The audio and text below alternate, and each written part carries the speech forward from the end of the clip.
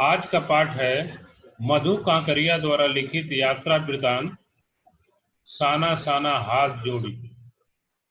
ठीक है, इसको पढ़ेंगे। मधु कांकरिया का जन्म सन 1957 में कोलकाता में हुआ। उन्होंने कोलकाता विश्वविद्यालय से अर्थशास्त्र में एमए किया, साथ ही कंप्यूटर एप्लीकेशन में डिप्लोमा भी। उनकी प्रमुख रचनाएं पत्ता खोर, सलाम आखिरी, खुले गगन के लाल सितारे, बीते हुए अंत में यीशु। उन्होंने कई सुंदर यात्रा वृतांत भी लिखे हैं।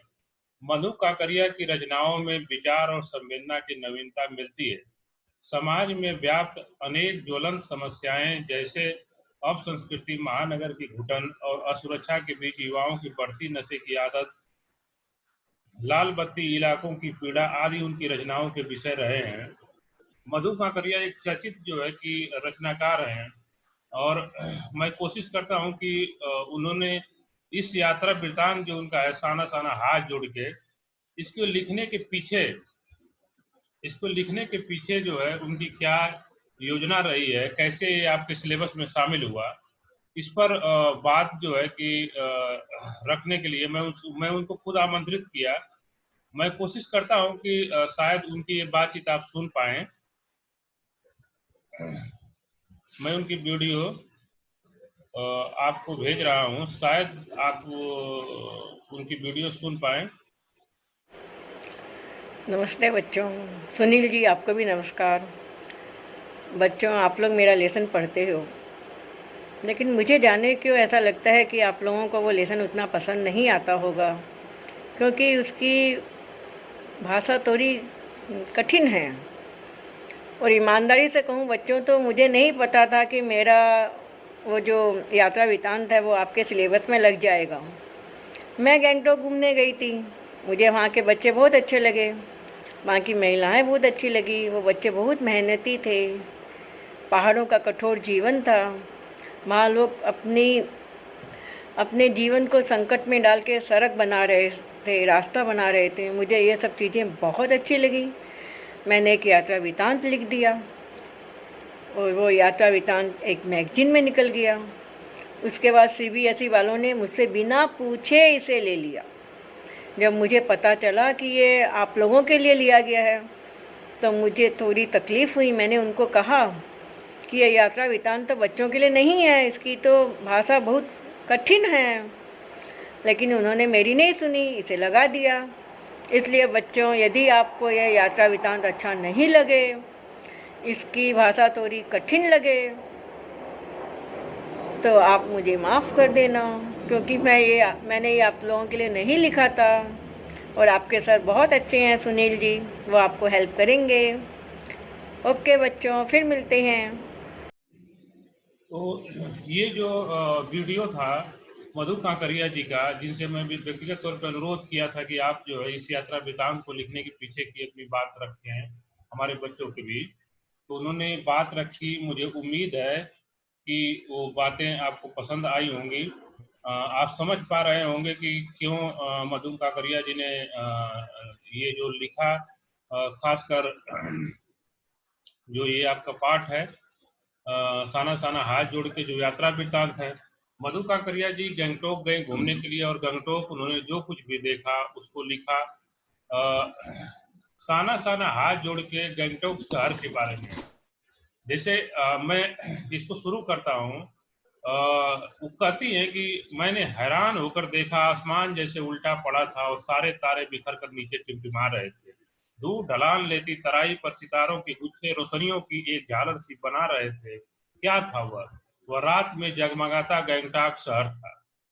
वो गंगटोक शहर पहुंचती है तो रात में पहुंचती है। वो शहर कैसा दिखाई दे रहा है आपको मैं तस्वीर के माध्यम से उसको दिखाता हूँ कि वो शहर जो कह रहे हैं कि जादू भरे तारों की तरह से वो शहर दिखाई दे रहा था। जैसे लगता है कि आसमान को उल्टा कर दिया गया हो। जो पहाड़ी के ऊपर से गंगटोक शहर में जलती हुई बिजलियों को देखती हैं, तो उसको आप देखिए कि किस तरीके का वो शहर दिखाई देता है। आपको दिखा रहा हूँ कि वो शहर आखिर किस तरीके का दिखाई देता है।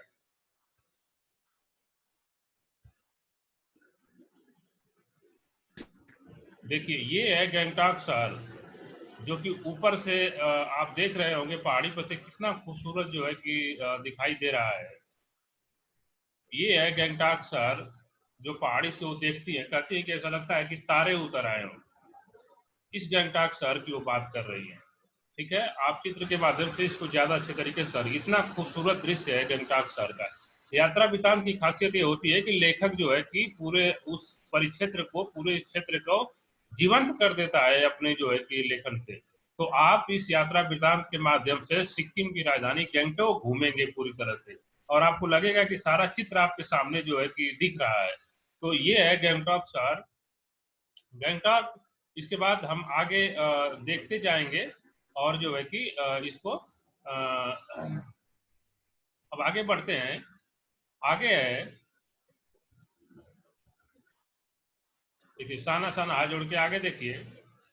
आगे है कि वह रात में जगमगाता गंगटोक शहर था, इतिहास और वर्तमान के संधि स्थल पर खड़ा मेहनत कश बादशाहों का शहर कहती है। ये सवाल पूछता है कि मेहनत कश बादशाहों का शहर वो गंगटोक को क्यों कहती है? क्योंकि वहाँ के लोग बहुत ही मेहनती हैं। वहाँ जो रास्ते हैं, या तो चढ़ना है या तो उतरना है। मजदूर भी बहुत ज्यादा मेहनत करते हैं, मतलब वहाँ काम करने के लिए। वो दुर्गम इलाका है काम करने के लिए, इसलिए वहाँ का जो लोकल वहाँ के रहने वाले लोग हैं बहुत ही मेहनती हैं। कहती हैं कि ये पूरा गंगटोक शहर ने मुझे जो है जिस तरीके से अपने सम्मोहन में भर लिया हमको गंगटोक शहर ने।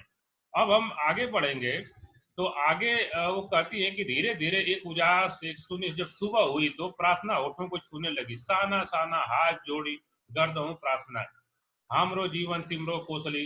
यानी छोटे छोटे हाथ जोड़कर प्रार्थना कर रही हूँ कि मेरा सारा जीवन अच्छाइयों को समर्पित हो। आज सुबह की प्रार्थना के ये बोल मैंने एक नेपाली युवती से सीखे थे। अब है, सुबह हमें युमथांग के लिए निकल पड़ना था, पर आंख खुलते ही मैं बालकनी की तरफ भागी। जैसे लोगों ने बताया था कि यदि मौसम साफ हो तो बालकनी से भी कंचनजंगा दिखाई देता है। अब मैं आपको युमथांग ले चलता हूँ। युमथांग देखिए किस तरीके का है, इसको जो है दिखाने की कोशिश करता हूँ। युमथांग,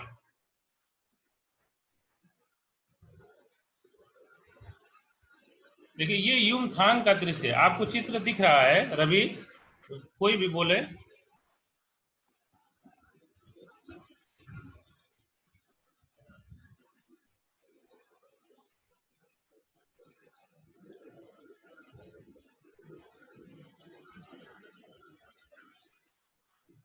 रवि दिख रहा है?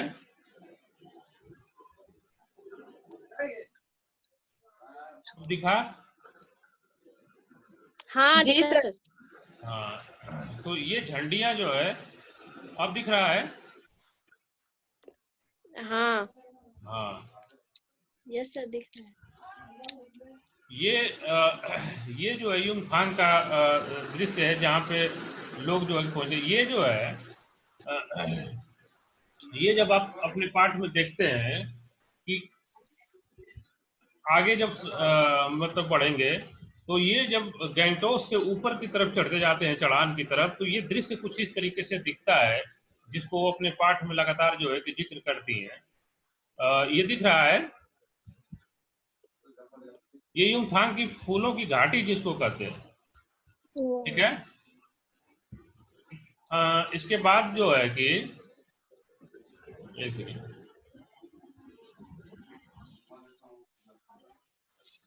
ये देखिए, ये भी पूरा दृश्य है वहाँ का, पहाड़ियों का। अब जो है हम आगे बढ़ते हैं पाठ पे, जैसे जैसे आएगा उसका उस तरीके से देते जाएंगे समाधान। जल्दी जल्दी सुबह युमथांग के लिए निकलते। युमथांग आपने देख लिया, वहां से कंचनजंगा साफ दिखाई देती है। आगे जब बढ़ते हैं इसी तरह से इस बार कपाट ठाकुर जी के कपाट की तरफ बंद ही रहे। कंचनजंगा न दिखाई दी, न मतलब कंचनजंगा वो लोग देख नहीं पाए, लेकिन रंग बिरंगे इतने सारे फूल, जो अभी आपको फूल दिखाए, इतने सारे फूल जो है दिखाई दिए।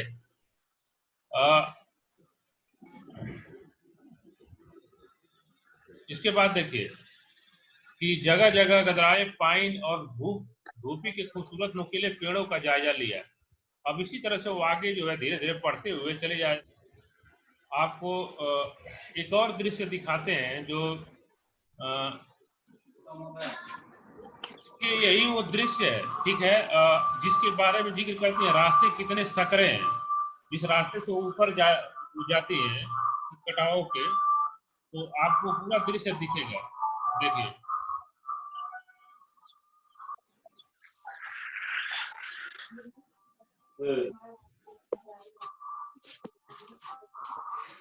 देखिए यही वो रास्ते हैं जिसका वो जिक्र करती है कि कैसे रास्ते सकरे हैं और किस तरीके से जो है कि हम जो देखिए ये झंडियां है, ठीक है, आपको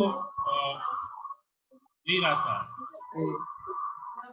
माउंट कटाओ की तरफ, जिसको कहा जाता है कि इंडिया का स्विट्जरलैंड है। तो वहां पर किस तरीके से देखिए ये लोग पहुंच रहे हैं, यहाँ पर जिस तरह से लोग पहुंचते हैं, देखिए ये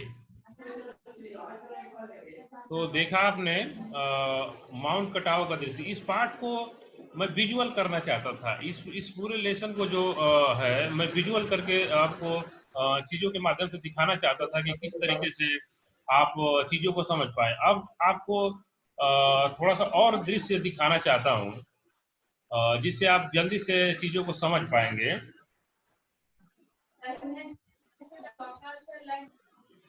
देखिए ये जो है कि कुछ दृश्य हैं,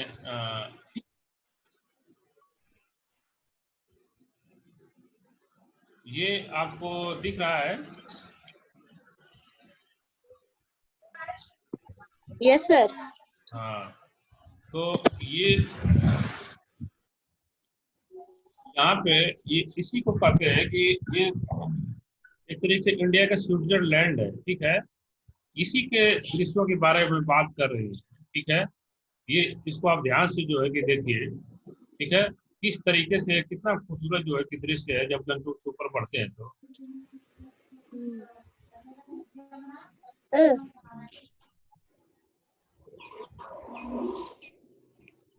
ये कुछ जो है कि दृश्य है वहाँ के। अब आपको मैं सेवन फॉल सिस्टर्स का जो जिक्र है इस पार्ट में उसको मतलब उसका दृश्य दिखाता हूँ। और इसके बाद आज जो क्लास है वो मूलतः यही था कि उसको विजुअल किस तरीके से हम इसको दिखा सकते हैं, ठीक ना। तो विजुअली दिखाना चाहते थे।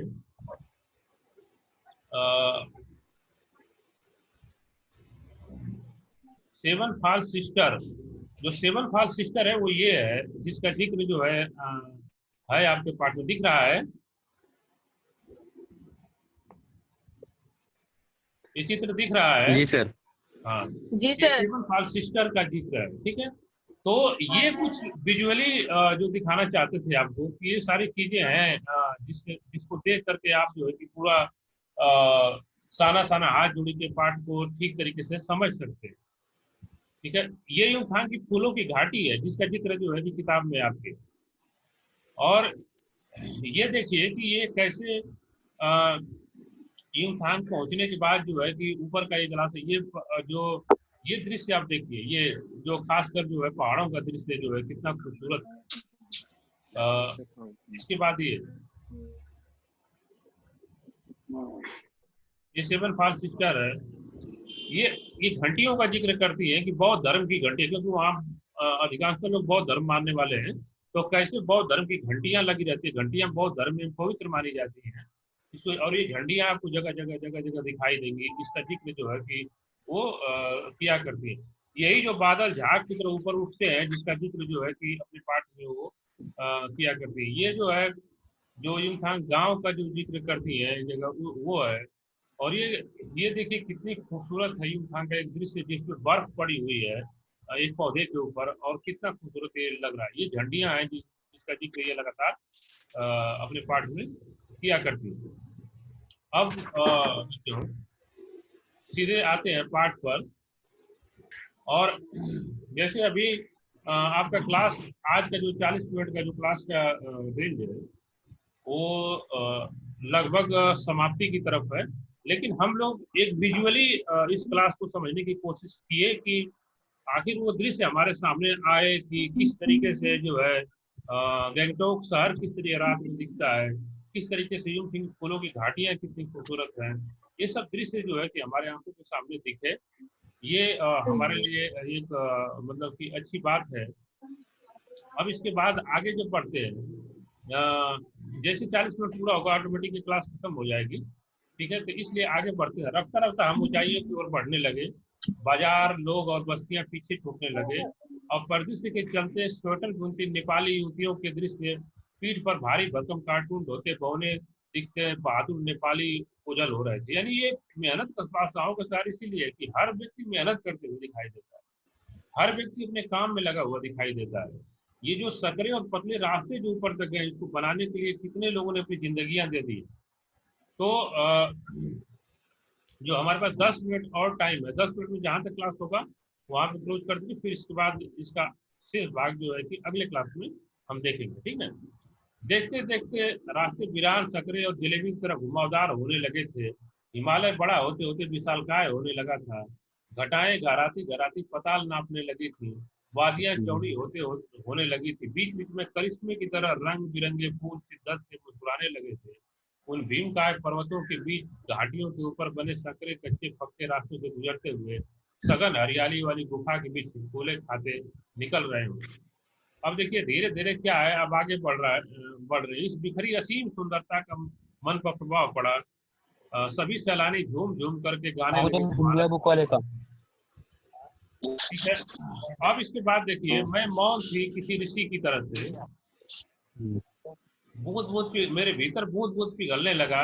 जीप की खिड़की से मुड़की निकाल करके मैं कभी आसमान को छूते पर्वतों के शिखर को देखती, तो कभी ऊपर से धूल की धार की तरह झरझर गिरते जलप्रपातों को, तो कभी नीचे चिकने चिकने गुलाबी पत्थरों के बीच बीच जो है कि इटलाती बहती चांदी की तरह कौंध मारती बनी ठंडी तिस्ता नदी को। इतनी खूबसूरत नदी मैंने पहली बार देखी थी। मैं रोमांचित थी, पुलकित थी, चिड़िया के पंखों की तरह हल्की थी। मेरे नागपति, मेरे विशाल, मैंने हिमालय को सलामी देनी चाहिए। तभी जीप एक जगह रुकी, खूब ऊंचाई पर।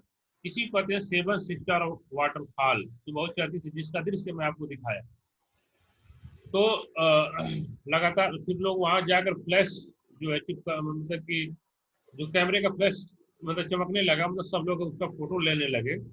सारा लम्हा जो है कि एक तरीके से काव्यमय हो उठा था और एक लोग जो है कि प्राकृतिक दृश्य की खूबसूरती का जो है आनंद ले रहे थे।